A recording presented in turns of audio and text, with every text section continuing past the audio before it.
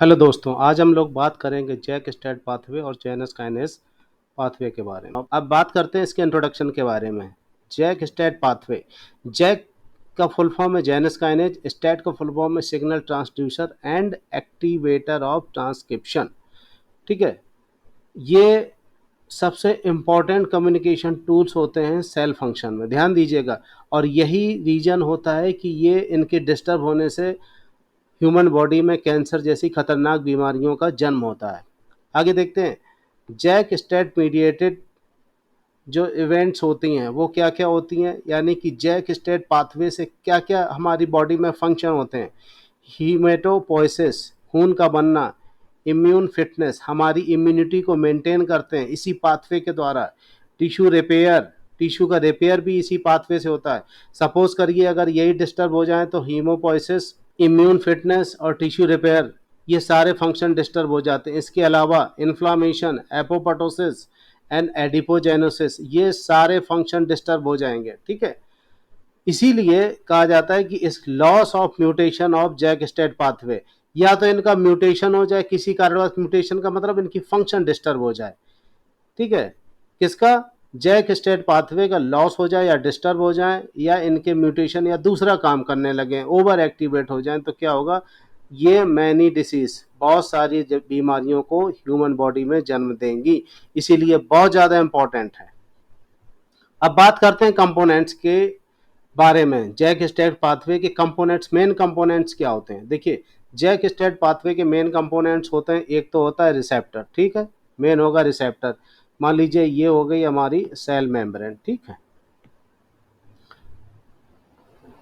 और इसमें ये हो गया हमारा ये रिसेप्टर। बात कर रहे हैं हम लोग क्या क्या होता है। एक तो ये पार्ट हो गया रिसेप्टर को, दूसरा पार्ट होता है ये, क्योंकि ये डाइमर बनाता है। क्या बनाता है, डाइमर। ठीक है, ये हो गया सबसे पहला क्या कंपोनेंट है, रिसेप्टर। ये हो गया हमारा रिसेप्टर, रिसेप्टर। ठीक है, ये पहला कंपोनेंट है। ट्रांस मेम्ब्रेन, यानी कि मेम्ब्रेन के अक्रॉस, मेम्ब्रेन के बाहर से शुरू होता है और ये अंदर तक जाता है। ये आउटसाइड दी सेल है, ये है इनसाइड ऑफ दी सेल। ये क्या है, प्लाज्मा मेम्ब्रेन। ठीक है, ये तो हो गई मेम्ब्रेन। जेनस काइनेस, यानी कि ये जो इनसाइड मेम्ब्रेन के अंदर के हिस्से में ये जो पार्ट है किसका, रिसेप्टर का, इसमें ये अटैच होता है जैक, इसको हम लोग जेनस काइनेस कहते हैं, रिसेप्टर से बाइंड होता है।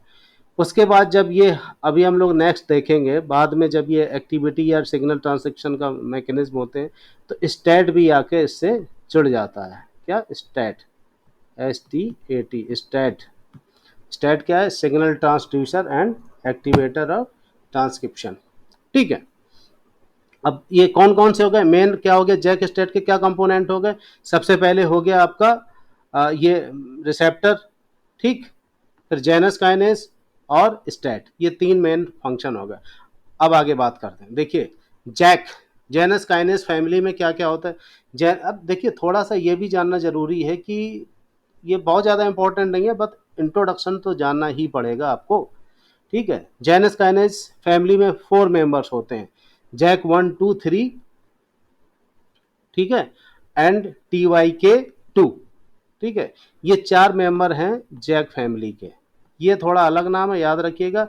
और ध्यान दीजिएगा, हमारी पूरी बॉडी में जैक 1 जैक 2 और TYK ये सब जगह विद्यमान होते हैं, बट जैक 3 कहाँ पाए जाते हैं, केवल बोन मैरो में, लिम्फेटिक सिस्टम में, एंडोथीलियल सेल में और वैस्कुलर स्मूथ मसल्स में। ठीक है, और बाकी ये तो सब जगह पाए जाते हैं। करते क्या क्या है, देखिए मोटा मोटा समझ लीजिए, सेल ग्रोथ करते हैं, इंटरल्यूकिन ये रिसेप्टर फैमिली के थ्रू इम्यून सिस्टम अपना दिखाते हैं, इम्यून सिस्टम को मेंटेन करने में हेल्प करते हैं, किसके थ्रू, इंटरल्यूकिन 3 फैमिली से। ग्रोथ हार्मोन से ग्रोथ को कंट्रोल करते हैं। इरिथ्रोपोइटिन रिसेप्टर से क्या करते हैं, हीमोपोइसिस को कंट्रोल करते हैं। इसके अलावा प्रोलैक्टिन रिसेप्टर, थ्रोम्बोपोइटिन रिसेप्टर के थ्रू ये अपना फंक्शन करते हैं। अब बात करते हैं स्टैट फैमिली के बारे में। स्टैट फैमिली में होते हैं STAT 1, STAT 2, STAT 3, STAT 4, STAT 5। देखिए, स्टैट 5 के 2 पार्ट होते हैं, 5A एंड 5B। ठीक है, ध्यान रखिएगा। एंड स्टेट 6, अब इनकी बात करते हैं कि ये क्या क्या कर सकते हैं, इनका क्या फंक्शन होता है। इनहिबिट सेल ग्रोथ, ठीक है, ये ब्रेक का काम करते हैं कि सेल ग्रोथ एक लिमिटेड टाइम तक हो गई या एक जितना होना था उसको, सेल की एक ऑप्टिमम ग्रोथ के बाद उसको रोक देते हैं। अब ह्यूमन बॉडी का भी देखिए ग्रोथ कितना होता है, मैक्सिमम मैक्सिमम 6 फीट 7 फीट, बहुत ज़्यादा रेयर केस में 7 फीट हो गया, अदरवाइज 5 से 5.5 या 6 फीट यही ग्रोथ होती है। इसीलिए सेल ग्रोथ का भी एक लिमिट उसके बाद ना रोक देती है। अब ऐसा थोड़ी कि आदमी वो 20 फुट तक लंबाई होता चला जाएगा, इसीलिए सेल एक लिमिट टाइम तक ग्रोथ होती है। अगर सेल की ग्रोथ अनलिमिटेड हो जाए तो क्या वो कैंसर का रूप धारण कर लेगा। इसीलिए ये पाथवे क्या करता है, डिस्टर्ब हो जाएगा तो क्या होगा, कैंसर का रूप धारण कर लेगा। ठीक है, तो इनिबिट मेन फंक्शन क्या, इनिबिट द सेल ग्रोथ। दूसरा, regulate cell differentiation. Cell differentiation का मतलब होता है कि अलग अलग ऑर्गन की अलग अलग सेल्स होती हैं और सबका अलग अलग काम होता है। सिक्रीशन अलग सेल्स का होता है, मस्कुलर सिस्टम की अलग सेल्स होती है, हार्ट की अलग सेल्स होती हैं। डिफरेंशिएशन नहीं होगा तो शरीर में प्रॉपर ऑर्गन सिस्टम या सब नहीं हो पाएगा और डिफरेंट बीमारियां हो जाएंगी। इनहिबिट ट्यूमर अकरेंस, ट्यूमर को भी सप्रेस करती हैं ये। एंटीवायरल इफेक्ट, देखिए ये भी एक इंपॉर्टेंट काम है। एंटीवायरल इफेक्ट पूरा दवाइयों का ही काम कर रही है, ठीक है, बॉडी में किसी भी वायरस के खिलाफ अपना एक्शन दिखाती हैं तो ये एंटीवायरल इफेक्ट्स हो कर रहे हैं। इम्यून रेगुलेशन, ठीक है ना, ये भी मेन इंपॉर्टेंट काम होता है, इम्यून रेगुलेशन। अब बात करते हैं जैक स्टेट पाथवे के बारे में। ये थोड़ी सी देखिए, जैक स्टेट पाथवे हम लोग कहीं से भी पढ़ते हैं, देखने में बहुत ज़्यादा वो डिफिकल्ट लगता है, बट आपको हम ये आज बड़ी आसान तरीके से आसान भाषा में बताते हैं।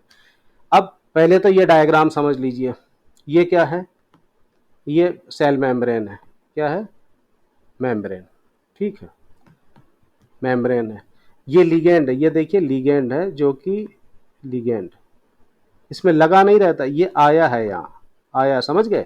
बाकी इसी तरीके से ये ब्लैंक रिसेप्टर्स होते हैं, ये क्या है, रिसेप्टर, ठीक है, ये सेल के अक्रॉस होता है, ये मेम्ब्रेन के अक्रॉस होता है, यहाँ से अंदर तक होता है। और इसमें अंदर क्या जुड़ा होता है, जैक, ये जेनस काइनेस एक एंजाइम होता है जो कि आगे क्या फंक्शन करता है अभी बात करते हैं, ठीक है। जैक इसी से जुड़ा होता है। इसी तरीके से रिसेप्टर का एक ये पार्ट होता है, देखने में बिल्कुल ये लगता है कि उसकी मिरर इमेज ही है, उससे भी एक जैक जुड़ा होता है, ठीक है। अब जैसे ही कोई लिगेंड आता है इससे जुड़ता है, जैसे ही एक रिसेप्टर या लिगेंड रिसेप्टर से बाइंड हो, जैसे ही बाइंड हुआ, खटाक से दूसरा भी आके इसको यहाँ पे आके चिपक जाता है, दोनों पास आ जाते हैं। जैसे एक भाई कोई काम करने लगा तो दूसरा तुरंत उसकी हेल्प करने के लिए आ गया, जैसे देखा जाए बिल्कुल उसकी हेल्प हो रही है। ये इस तरीके का स्ट्रक्चर है, ये इस तरीके का स्ट्रक्चर है, ठीक है, तभी तो उसको संभाल पाएंगे। अगर ये ना आता तो वो हो सकता है लिगेंड की बाइंडिंग उतनी प्रॉपर ना होती, ठीक है ना।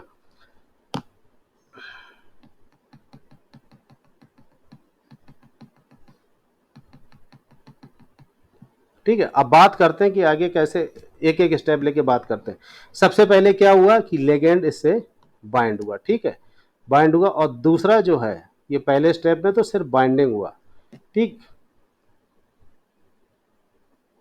अब उसके बाद क्या हुआ, बाइंड होने के तुरंत बाद ही अब नेक्स्ट स्टेप में देखते हैं कि जैसे ही बाइंड होता है ये इसके करीब आ जाते हैं, दोनों पास हो जाते हैं। पास आने से क्या होगा, दोनों करीब आने, ये क्रॉस, ये क्या कहते हैं, क्रॉस फास्फोराइलेट करते हैं। ये इसको फास्फोराइलेट करता है, ये इसको फास्फोराइलेट करता है। मतलब इसने इसके लिए खाना तैयार कर दिया, इसने इसके लिए खाना तैयार कर दिया। कितना कॉपरेशन है उन दोनों में, ठीक है ना, एक दूसरे का काम कर रहे हैं। जिसको कहेंगे ट्रांस फॉस्फोराइलेशन, यानी कि फॉस्फोराइलेशन का क्या मतलब है, एक फॉस्फेट ग्रुप उन्होंने यहाँ अटैच कर दिया, एक फॉस्फेट ग्रुप यहाँ अटैच कर दिया, अपना नहीं कर रहे, दूसरे का कर रहे हैं, ठीक है। जब एक दूसरे कर रहे हैं तो क्या करेंगे, इसको ट्रांसफॉस्फोराइलेशन कहेंगे इसको। उसके बाद क्या होगा, जो एक्टिवेटेड हो गए, देखिए फॉस्फोराइलेट होने के बाद ये एक्टिवेट हो गए, ठीक। अब ये क्या होता है, ये जो रिसेप्टर होते हैं ये प्रोटीन के बने होते हैं, ठीक है। प्रोटीन किससे बनी होती है, अमीनो एसिड से।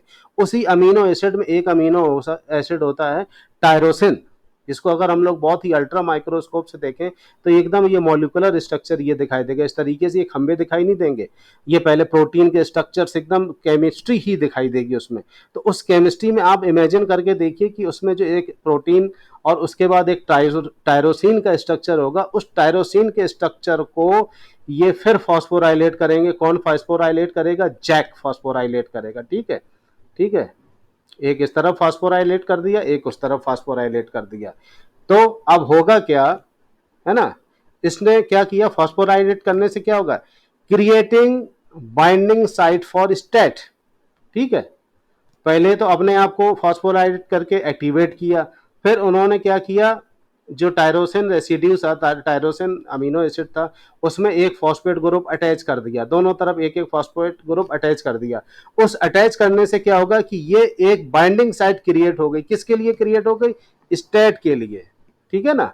अब स्टेट आगे क्या करेगा, आगे देखते हैं। ठीक है, STAT then bind to the phosphorylate tyrosine on the receptor.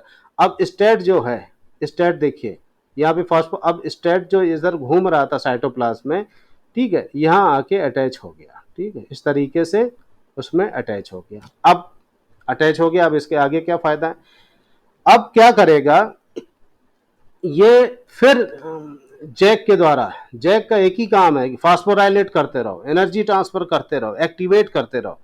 Then they are tyrosine phosphorylated by JAK causing STAT to dissociated from the receptor. अब देखिए, एक फॉस्फोराइलेट करके इन्होंने यहाँ जोड़ा, अब दूसरा फॉस्फोरेट करके इसको डिसोसिएट करेंगे। जैसे ही यहाँ पर फॉस्फेट ग्रुप दोबारा जोड़ा उन्होंने, है ना, तो एक कंफर्मेशन स्ट्रक्चर होती, सीधी सी बात है कि अब ये अटैच हुए। प्रोटीन का एक सिंपल सा फंडा है, फॉस्फेट ग्रुप होता है बल्कि, जैसे ही उससे अटैच होता है उसकी स्ट्रक्चर में चेंज हो जाता है।